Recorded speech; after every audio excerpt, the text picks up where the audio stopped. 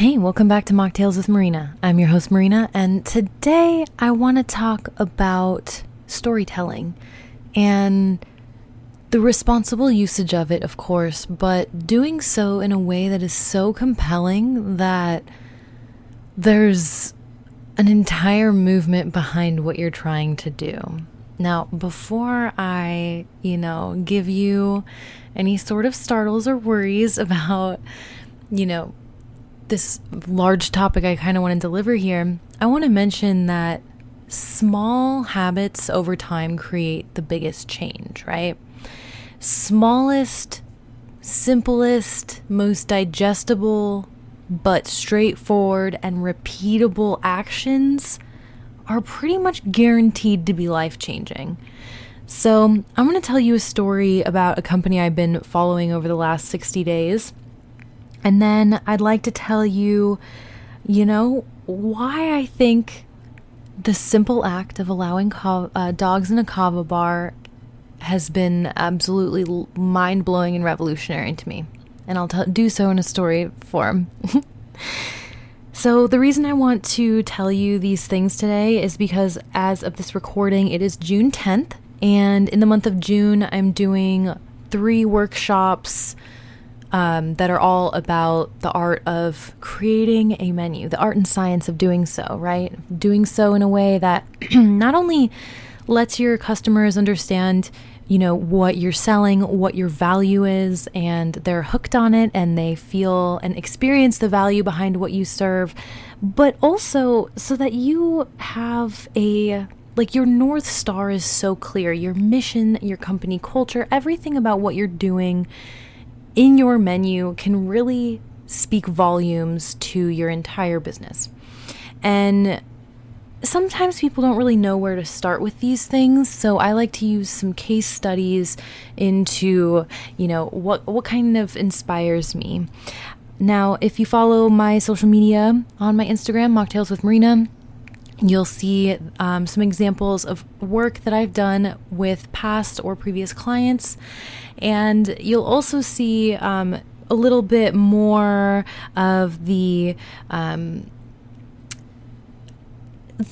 story, the magazine of it all, right? So for example, if you take a look at my feed and you scroll through it, I purposely have a very specific patterns. So it's a catalog. So just like it's 1932 and you're reading in an old Sears catalog, you have it open, you can look through and you can see, what you might want to purchase, but also you understand that there's kind of this lifestyle esque to it, right? As the Sears catalog evolved over time, right?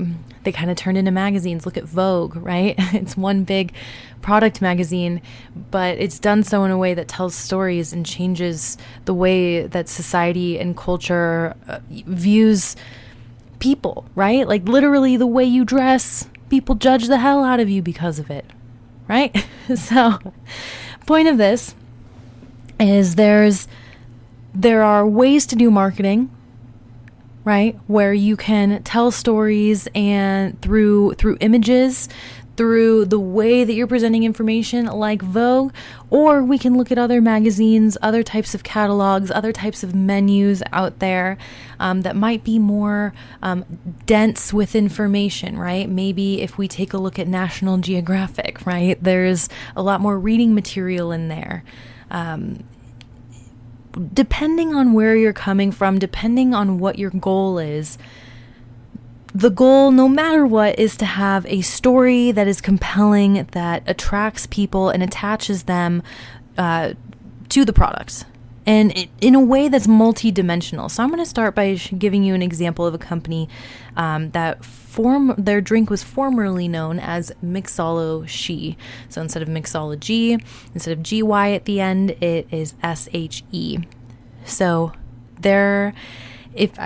some of you may have seen this on Instagram, of course, but if you haven't, they have their marketing strategy claims that they have an intern, Nicole the intern, who came up with the best marketing strategy ever, and that was the Instagram handle. And her bet with her boss, Mike, was that in 60 days, if she just posted something on Instagram every single day of her smashing cans, that would be more effective marketing strategy than anything that he could come up with. So her goal was to get to 500,000 followers in 60 days. And so I started following her pretty early on, I think in maybe 10, 15 days, somewhere in there. And as every video passed, it was growing exponentially. And of course, she was the first one I saw that came into my feed. But again, I'm non-alc, I'm Kava, and Mixoloshe is a non-alc cocktail company, right? So I've seen other formats of this, but I saw them all come after her, so I have no idea who came first. That'll be for the textbooks to figure out. But point of the story is I found the brand because I'm constantly looking for non-alc products, and I found Mixoloshe, and then I found her account because it was, it just came up right after when I was looking through their reels. And then so I was like, oh, what are they doing? And I thought it was a cute little thing, and I wanted to see what was going on. So I followed her.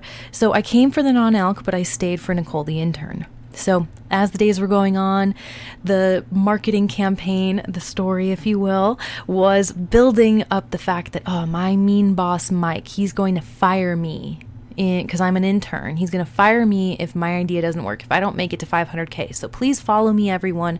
Every single one of her captions was like, on 6/10, my boss is going to fire me if I don't hit 500,000 followers, or something like that. That was not a direct quote. But I cheered for her because it was the story over the course of those 60 days of Nicole proving her worth to her boss, her company, but also the world, really, right? And we all were watching that journey, and along the way, because it picked up and did go viral, you see it on the news, you see Gary Vee mentioning it towards the end towards the end of those 60 days. You even see a video featuring Gary Vee. They took it up quite a few notches. It started just in her backyard, her smashing a can with a bat, I think. She stepped on one, and then she started incorporating costumes, and then over time she got more budget because she would show us the progress, and she'd be like, holy shit, guys, like, look at how all the progress we made so many more sales. We tripled our sales. Oh my god, we're sold out of this clearly happened because of us. She showed screenshots of different departments proving that oh my gosh, Smash Army, that's what she started calling her people. The Smash Army are all buying up the stock so that they can smash cans. And then you start seeing other people smashing cans. And then it goes crazy because she hits the goal early, right? She hits 500K like 10, 15 days early. And so then they were joking like, oh, if I make $1 million in the next 10 days, then I'll take my boss's job. But one of the coolest parts, even though she did not get to the mill, was that if she did hit that 500K, she also got the privilege to rename the brand. And then on June 10th, which is today, they did the unveiling of what the new brand is. So on day 60, she hit her goal. So the reel was of all of these smashed cans in this car in the middle of the desert. And by the way, she's been filming in Vegas. She's very, she's very much in my backyard as of this recording. And so I'm seeing this video of this car getting blown up in the desert, probably one valley over from me. And so I'm connected because I see some of the places that she's smashing. I recognize them. I've been a Vegas local, lived there 3 years, moved to Arizona for 3 years, and now my husband and I live between both Nevada and Arizona. And so to feel so connected to this brand on multiple levels, and to see that, and then at the very end, after all of these cans have been blown up, she picks up this new can because of the rebranding, and it's called Smashed, which of course, brilliant, because Smash Army. And then you go over to the Mixoloshe Instagram page, and you see that it says that there is this whole new rebranding happening, and it says in the bio, our intern literally smashed our brand or something. So it was such a cool, and such a satisfying story to be able to come to today. I knew I've been counting down for her because it's just been a fun little thing I've been watching. And so when I got to see that today, I felt so complete. Like, you know how when you watch a movie or a series like Game of Thrones, right? A lot of people were not happy with the ending, right? Like, there's a lot of TV shows or book series that you read and you end it and you're like, God damn it, that sucked. Like, this was not that experience. Like, this was definitely, like, this was so satisfying for me, and it was so inspiring. And to be honest with you, I wanted to record today's podcast with a completely open mind, seeing what topics came to mind, and I just couldn't get this out of my head.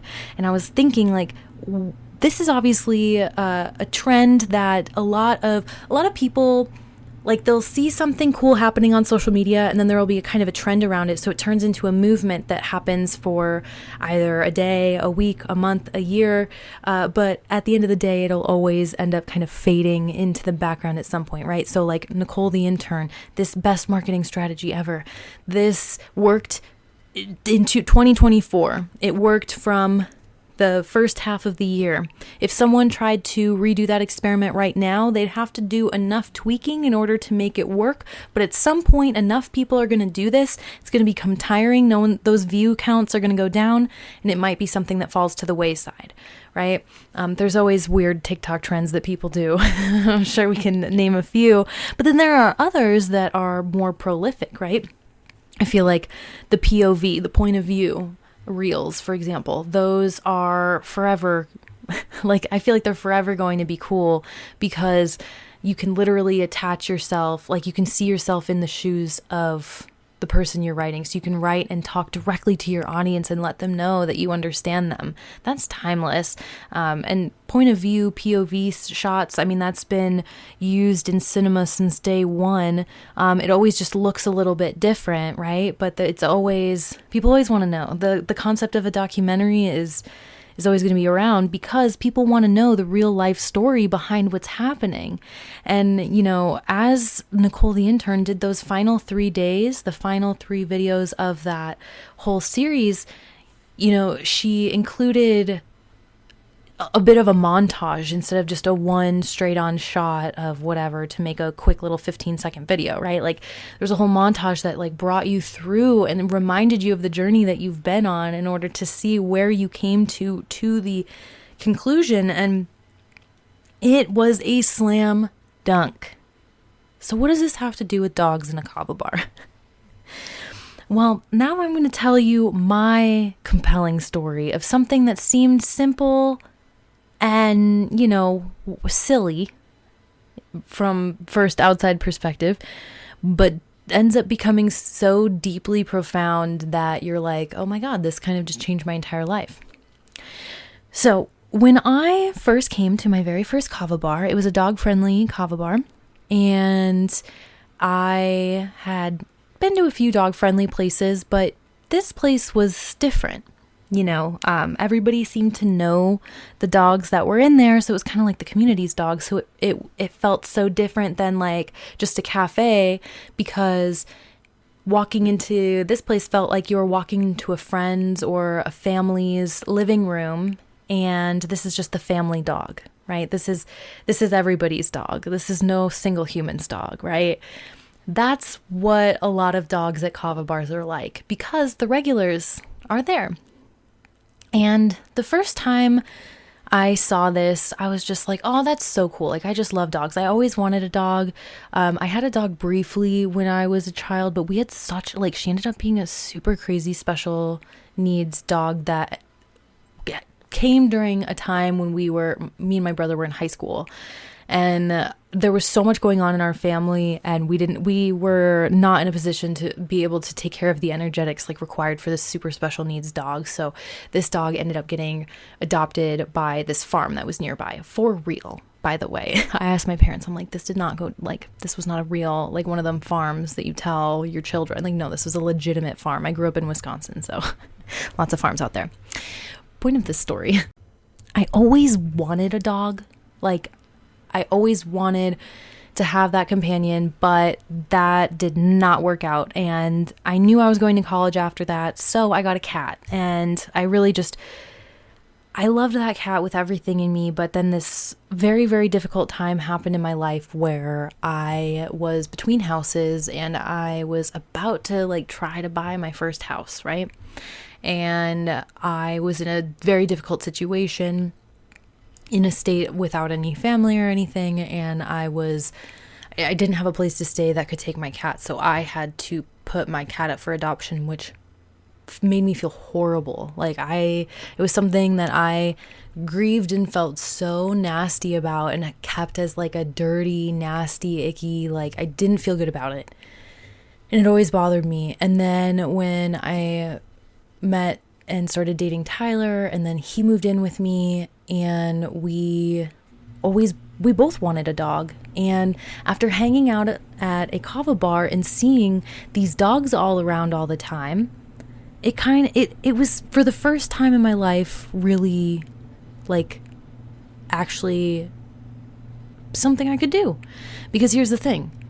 Again, you go into your Kava bar for the first time, you see these dogs, you're like, oh, so silly, cool, I love these dogs, it's cool to see them in public. And then you work there or you frequent them, so you're there every day and you start to get to know these dogs, and then you go home and your house doesn't have a dog in it like your work does, and you're like, this is opposite of what it's supposed to be. There's supposed to be a dog at home and not at work, but it's the opposite, and we want our own. And like Tyler and I worked together at the Kava bar, and we were always together and we lived together, so we were like, why are we not having a dog if we can do this? And not to mention, most of the dogs at the Kava bar were all rescues. Like very few people had designer dogs at the Kava bar. Everybody had some sort of, like, if you try to have a conversation about whose dog was what breed, no one really knew, right? Like we're all like, well, we kind of know this, that, and the other, but most people had rescue dogs. And so it was, oh, okay, you can go there, cool. And then you find out, oh, they're only $25 on some days. They're only $50 on other days.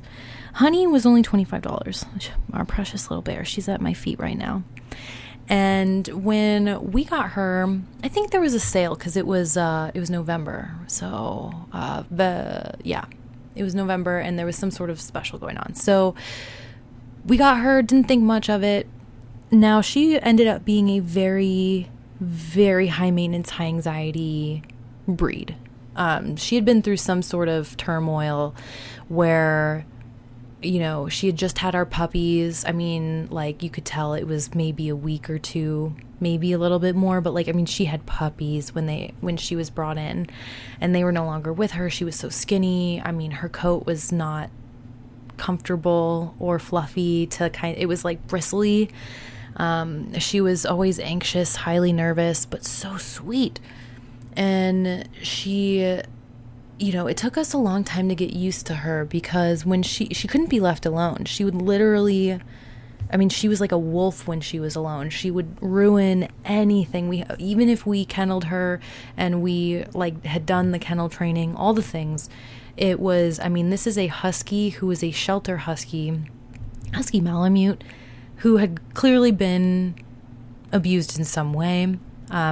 At the very least, very highly neglected, like clearly wanting attention and wanting love, but not having, like, she would cower, like if we would just say, hey, no, like she would get so nervous at first that sometimes she would pee, which gave us the hint that someone was clearly very rude to her before.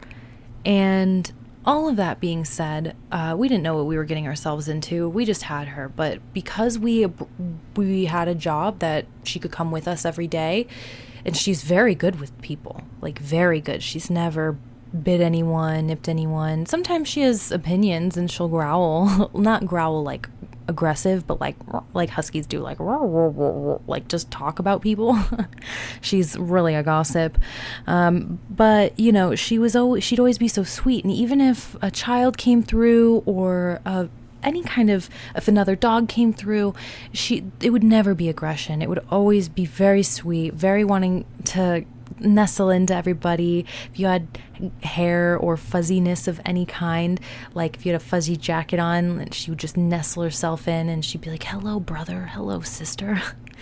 And that was really sweet. And, then we started to meet more dogs that would come through, and we'd talk to everybody about our shelter experience. And again, we only got a shelter dog because we'd met someone else with a shelter dog there. And then other people really got to know Honey, right? And then she became a freaking little celebrity at the Kava bar, where people didn't come to see it. They wouldn't even say hi to us sometimes. They would just be, "What up, Honey?" And, we'd get the friendly little nod, but they were there for Honey. And then when, that started happening, then other people started getting dogs from shelters, and we were like, oh my God, this is so cool. We're just kind of passing along the inspiration of getting more dogs from the shelter. And then it got even deeper than that, because the thing is, a lot of the people who come through Kava bars, and a lot of people who also come through Kava bars and adopt shelter dogs, tend to come from a place where, look, if you have the heart to get a shelter dog, you're probably a good soul. Because first off, I'm not saying all shelter dogs are difficult. Honey is precious. I love her. She's difficult. But our second shelter dog that we got, Wiley, which I'll get into in a moment, he's simple as pie. He's nothing. He's nothing to deal with. If we didn't have Honey, he's like a tiny adult creature. I don't know. He's very self-reliant. He is really good at taking care of himself. He's not anxious, but he also loves being with us. Anyway, I digress. Point of the story here is that when I look at that intersection of who's bringing those shelter dogs to the Kava bar, it's people who have the either patience, time, willingness, ability to connect with this creature on a compassionate level. When we think about who that tends to be and what moments in life do you want to get a dog, right? Sometimes it's because you've always been a dog person and your dog just died and you're in a transition life moment, and there's a transition, and you finished grieving, or you're grieving, but you never really finish. You're always sad that you miss your old friend, but maybe you're at the point where you're like, it's time. I really need to have that presence in my life, and let's just get another one. Let's save one. Let's do it. Cool. That's a reason to get a shelter dog, right? Sometimes people are, they've been waiting forever. Now they're in the moment where they can finally get one. Cool. But sometimes, I'm telling you, sometimes you don't know you're getting a dog. I didn't know we were getting Honey. We didn't know. We this is kind of crazy. We within 3 months we moved in together and then got Honey. Pretty much right after that, got a dog. Tyler and I knew we were serious and we were both in that point where we were looking for our person. So we were kind of diving into the deep end, being let's not waste time figuring out how good we can be. And our family was instantly created. And that was one of those things where you don't know in the moment, but that was 3 years ago. So it's easy for me to look back and reflect and be I know I needed Honey, and Tyler's so good with her, and it is so precious to see, and to see the growth that we've been able to bring, the personality that has come out of Honey, out of the hiding of whatever abuse or neglect she's gone through in the past, has been a dramatically life-changing experience. And when we realize that look, there's sometimes your dog just has to stay home. Honey can't come with us literally everywhere, although our life is entirely different. I don't have the same hobbies or interests or things anymore, because our lives, we try to have the dogs around as much as possible, so we do a lot of things that involve them, right? But every so often there are things we can't do. I'm not taking them to the freaking grocery store. I need that trunk space, right? We need to be able to get our groceries and all the things. So we need to be able to kennel them. And so that was really the inspiration behind getting Wiley. Wiley was really her emotional support animal. And it was so perfect the way it all worked out.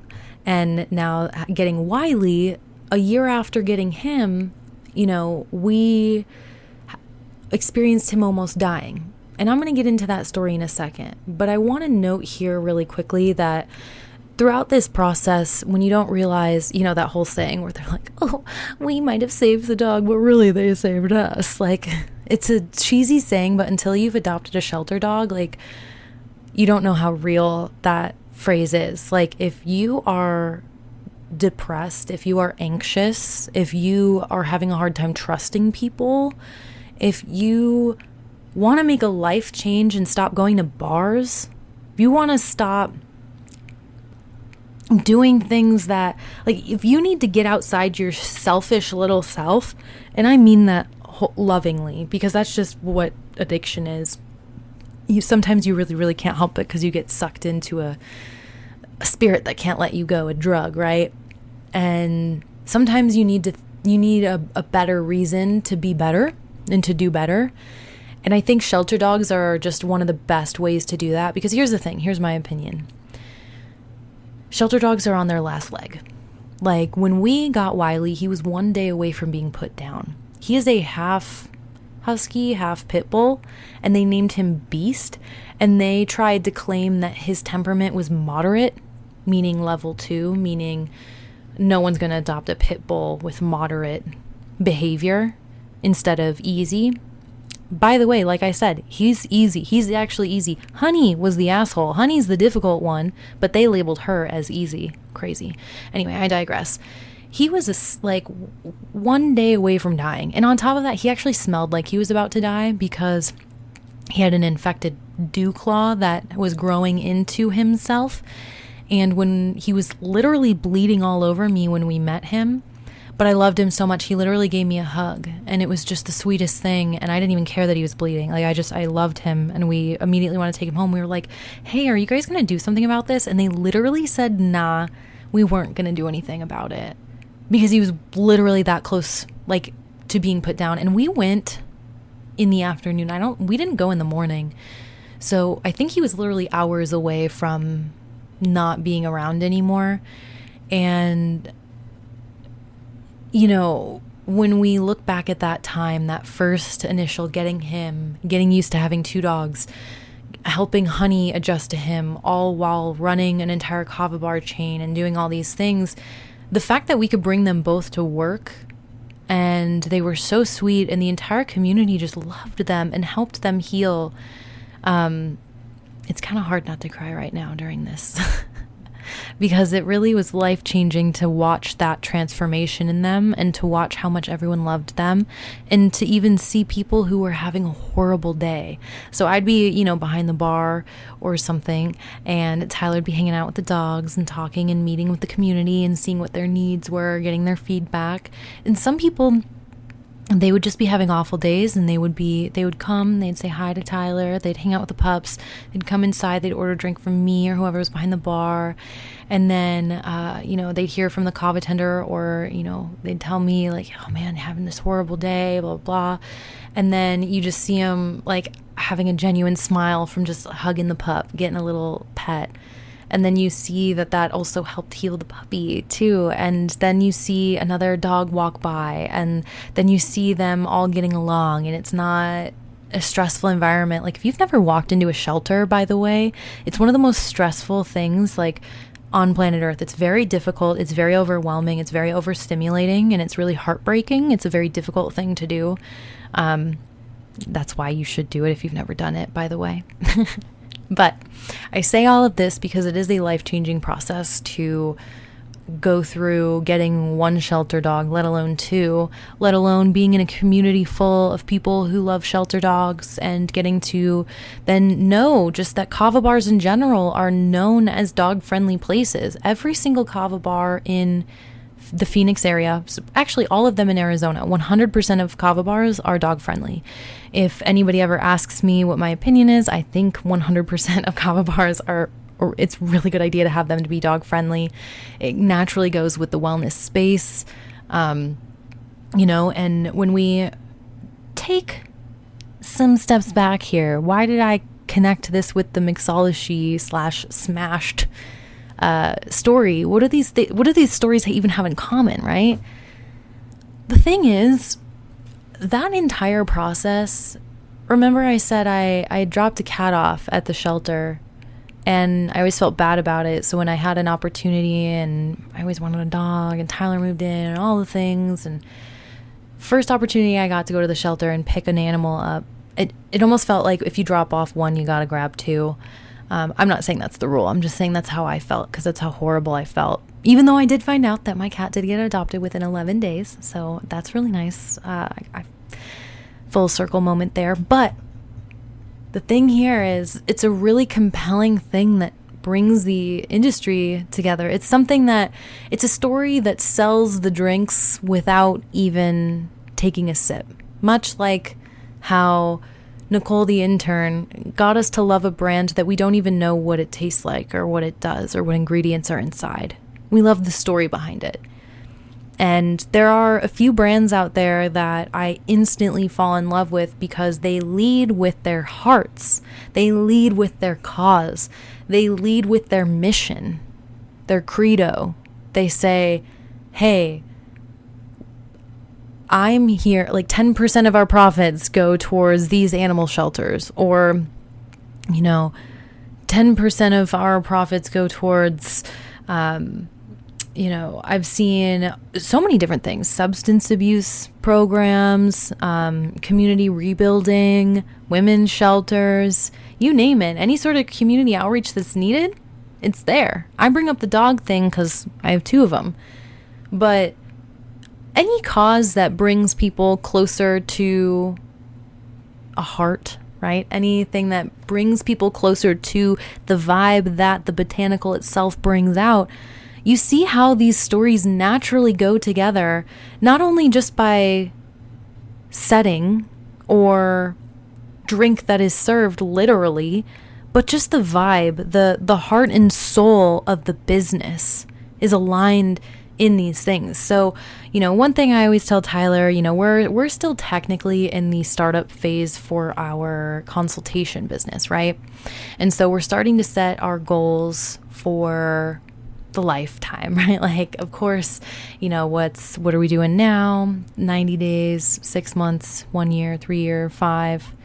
But in our lifetimes, like, what are the causes that we're naturally going to be pivoting more deeply into? And, there are 2 main things that draw our hearts. And, I always highly recommend having multiple passions, if that's something I can prescribe, because sometimes you can feel disheartened, disarmed, uninspired for a quick moment, or deeply just stuck in a knot. Like a thought knot that you can't get out of with one of the missions that you might be on, right? And so always being able to zoom back and see and say, are there multiple ways I can attack this mission, right? So again, looking at the Kava bar. Kava bars are helpful places because people go there to drink a drink to calm down, relax without alcohol. Now, they do so for multiple reasons. Is it because it's less calories? It's better for your bodies, less of a carcinogen, right? Like, we're not dealing with literally like drinking poison. We're not, for some people it goes even deeper. Some people it's not alcohol. Some people it's harder substances. Some people it's deep pain from other things that they can't find a cure for, right? Where Western modern medicine has failed them. Some people are looking for relief, and they just don't want to touch pills ever again, right? They don't want to do any of those things. We have people who are all different kinds of addicts who find calmness and clarity in Kava. And if we examine what does that have to do with the cause of dogs, right? Okay, think about this. All the people I've met in Kava bars, again, the intersection of who has had those shelter dogs, many of them have come out of recovery programs. And that dog is one of the things that inspires them to stay sober. It helps them not spend their money on drugs because they have to spend that money on dog food, right? Or dog supplies. If they get an urge, they pet their dog. If they get an urge, they go to the park. They go for a walk. They have a conversation with their furry friend who's not going to judge them. It's only going to be super cute and so grateful because they both saved each other, right? It's beautiful. And these 2 causes go hand in hand. So you can help people and you can help animals, and then you can help, everybody helps each other. It's so great. Anyways, I aspire, and I put this out there because, again, discover, like we're in this, not discovery, but this this building of the foundations moment. But I imagine one day being able to create a space, either create an actual shelter, and on top of that have like a recovery program be linked with it.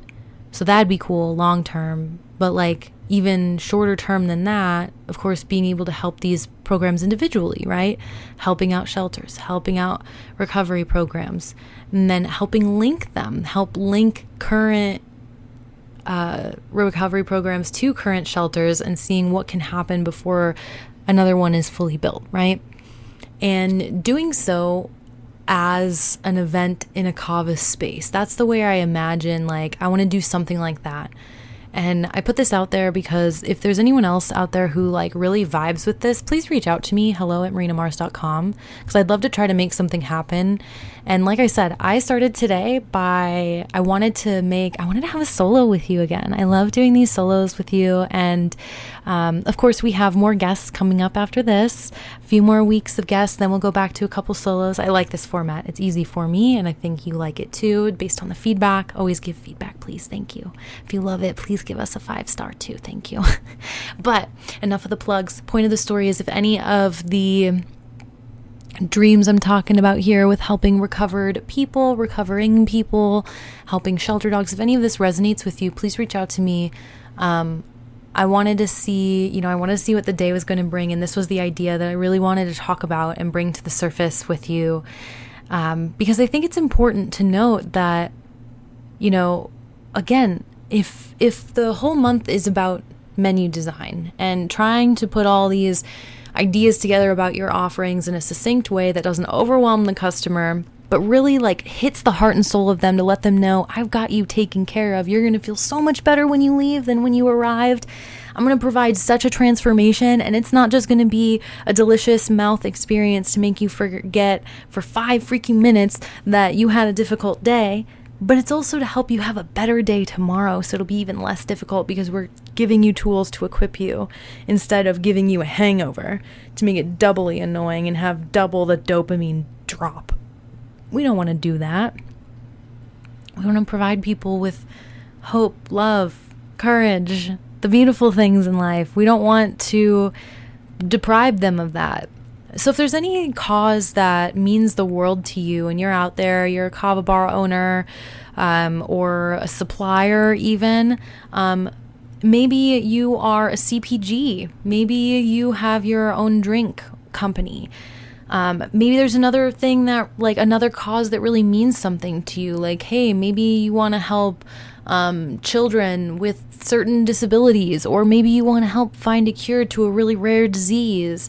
Maybe, there's a local business, like a local senior center that isn't doing so well, and you're like trying to help it out because it's really good for the community. I don't know what your town has, but whatever means something to you, something's got to mean something to you other than yourself, right? And if it doesn't, if you're still at that moment where you're like, well, no, Marina, I barely have enough money for myself, how can I help others? Well, you can afford $5 here and there, right? There's something. So even if you can't afford money, if you don't have money, you have time, right? You have time or money in life.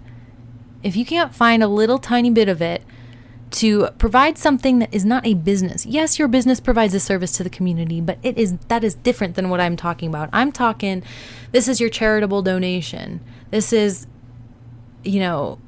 a way that you're helping people beyond just the drink, but it turns into a lifestyle of it. It's not just a workshop you're providing either.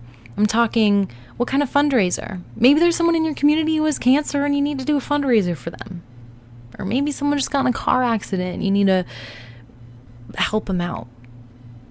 I'm going to end the episode on this note, and I hope it is as optimistically inspiring for you as it was for me experiencing it. So when Tyler and I made the decision to leave our last job, it was a really bittersweet, heartbreaking thing to do.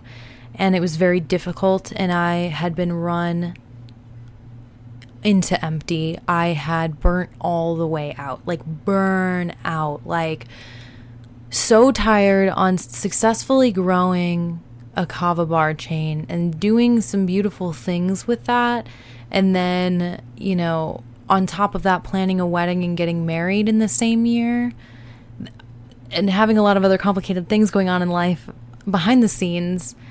And then we turn in our letter of resignation, and then so we turned that letter in on like Friday, right? And then it was Christmas, and then the day after, Wiley almost died again. So that's a year after we had adopted Wiley. And it turns out he ended up having these urate stones that got super lodged in his urethra. And he was just, it wasn't that he was peeing blood, it was he was dripping blood. His bladder was no longer functioning. He was about to die. And so we rushed him to the emergency room, which was an hour away because we live in the middle of nowhere right now. And it was a lot. And it ended up being like almost a 10 grand bill after everything was said and done, because the thing is, this isn't just a normal urate stone. I get some internet trolls out there who try to be like, y'all were overcharged. No, we weren't. We had a very complicated situation. He's a shelter dog. We don't know his backstory nor his actual real breed. He just looks like a pit bull husky, so we say, but we don't know. And he acts like one. He does the pibble nibble. It's precious. And he, makes the little noises with honey. So the point of the story is, like, there could be something else. We don't know. But those two breeds don't normally get these stones, these types of stones that he got specifically. So there had to be a lot more tests than usual. There was also the emergency factor of it because of how much damage had been done by the stones in his urethra. Like, it was terrible, gross, nasty, awful. And we just quit our jobs and we're gonna start this business, and didn't really, we spent all of our money on our wedding. So this was a lot. And so I'd never done a GoFundMe or anything in my life, and I wasn't going to, but then I was prompted by several people to do so. So my husband and I did that and ended up receiving $2,000 from the community, friends and family. And, we are so blessed for that. And we, did not want to do that and then start a business and be like, oh, we're going to Hawaii and doing all these things. It's really hard to do that, to do and explain how the timeline of everything kind of worked out for us. But it was we didn't know if he was going to make it, but we didn't want to give up on the little buddy boy that we had just saved less than a year ago. And he fits in so perfect, our perfect little pack. It wasn't enough. It was breaking my heart. I couldn't even breathe. That kind of crying where you're stuck in your breath and you can't breathe. I wasn't ready to lose him. I wasn't ready to accept it. And so we just pulled through, and we're definitely still paying it off. But I wouldn't change it for the world, because they are life-changing. They are our family. They're our home.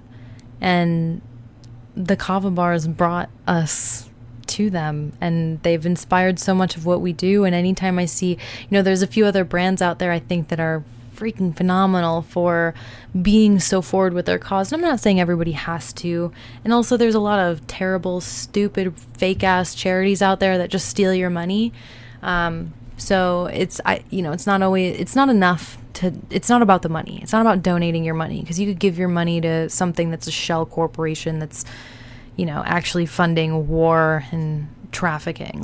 You don't want to it's not about the freaking money. It's about the energy and what are you passionate about? Who are you trying to help?